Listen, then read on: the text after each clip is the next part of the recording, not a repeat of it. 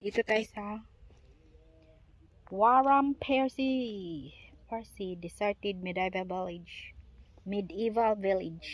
Medieval. Ang pagbasa medieval. Ayan guys, welcome to my new vlog today. Please don't forget, kung bago ka pa lang sa aking live YouTube channel, mag-subscribe at mag-like and share. Via Pick and Mix vlog guys. Ayan guys, oh. Waram Percy Deserted Medieval Village. Ayan, pupunta tayo ulit dito. Second balik na natin dito. Alright. Ayan guys, galing kami doon. Papunta sa Waram Percy. How you pronounce it? Percy? Percy Medieval Village. Percy is a name? Not Percy, Percy. Percy. Like, yeah, Percy. Percy. Yeah, a man's name. Alright. Percy. Waram Percy. Ayan guys. Pupunta tayo sa village.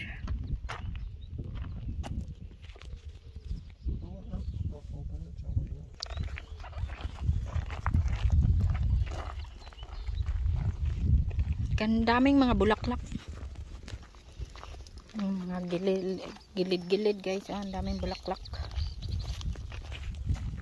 Mamasyal sa Waram Percy Medieval Village.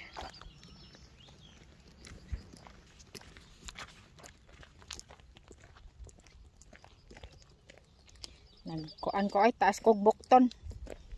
Kasi mga itom tagtaman. Oh, bulaklak ay laki ng papi oh. Papi flowers. Ang lalaki ng mga papi. Mga wild flowers, ang dami. Aray. Dami mga bulaklak. Ayan guys. Hindi pala to chamomile, ano pala to, daisy. Long time ago. You just walk down.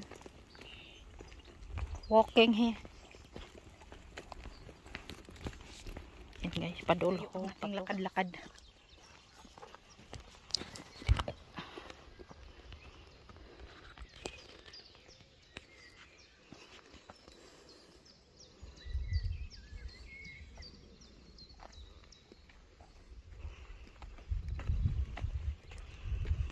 Yan, papunta tayo sa unahan at makita yung simbahan.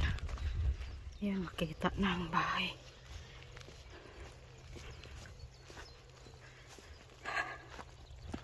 Farmer's house yata yan. Farmer's house.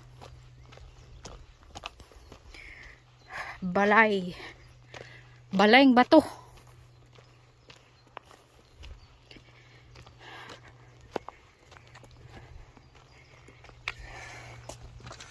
You are here. You are here. So this there's all houses on this side here, look. All this bit. This is where all these mounds are. Oh, this one here, houses here. Yeah, medieval houses. Mm. So basically walking up the street. And to our right here, there's lots of houses up on the top here. Oh, houses here. Houses on the top as well. So this is this one here. Here. And on the top. Ang daming bahay pala noon dito. Ayan guys, ang paligid. Marami nakatira dito noon. Ito. Ano, pinalayas sila sa may-ari ng lupa. Mga nakatira. Pinapalayas. Kasi nakikitira lang sila. Hindi nila pag-aari ang lupain na tinitirahan nila. Ayan ang, kaya nagiging deserted village siya. We've got 4 bottles. They think there's a shop, there's none. I've got 2 bottles of water and 2 bottles of pram. So 4 bottles of drink. And they have to give drink for the dog.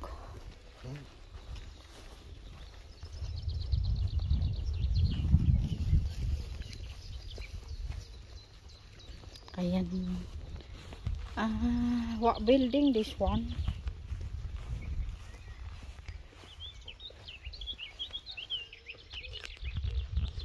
Ayan ang story dito. 1950 to 1990. Oh my. 40 years excavating this area. 40 years.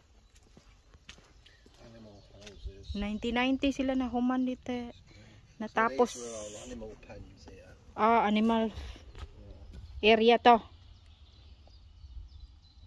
Warren Percy ceased to be a village in the late 15th century or early 16th century when the landowner evicted the villagers to make way for sheep pasture. For sheep pasture then. So he basically bought them all off his land. Instead of farm, instead of vicarage and a church. Malaki dito. Building na to. Farmer to siya. Dito. Mga sheep dito. Mga hayop dito nilagay. Silingon na ito mga kanding na baka. Karnero. Ikot sa gilid-gilid ng mga building.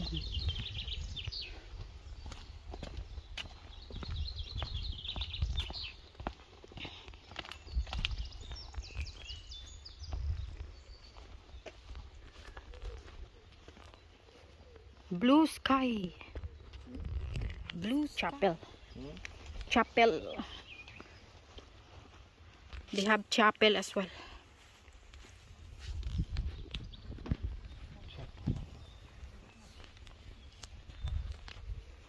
They have their own chapel. How many people lived there before?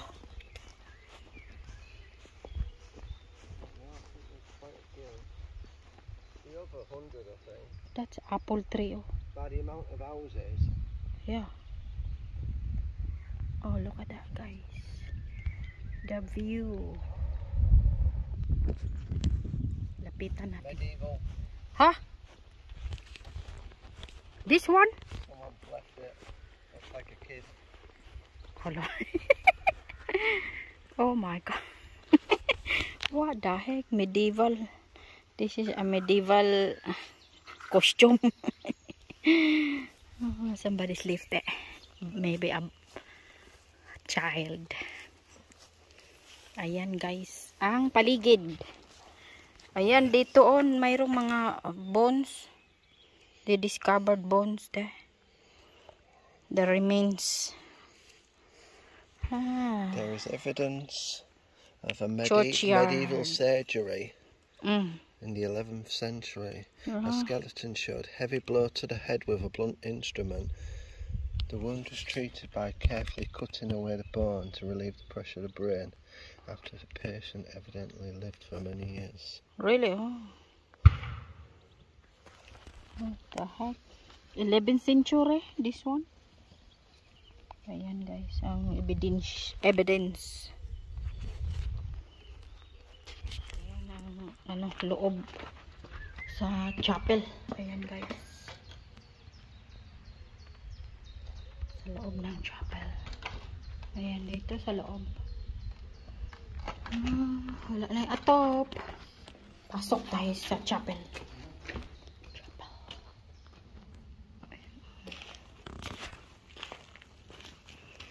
Ayan ang kabuuan ng chapel guys. What's the name of chapel? St. Martin de Porres. St. Martin de Porres pala to. Ayan ang pinto. Marami din pinto. Ayan guys. St. Martin de Porres pala to. St. Martin Church. St. Martin Church. 1962. Excavated 1960-1974.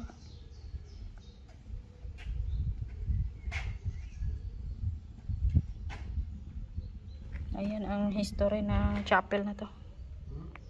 This is the history of the chapel. Dili yun yung maguba. Pila ka million years.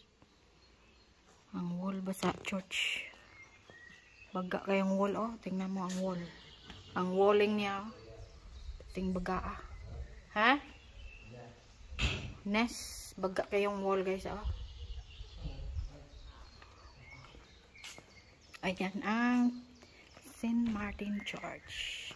Makita sa window sa labas. Ayan, guys. Let's go to another area. Sa tabi ng chapel.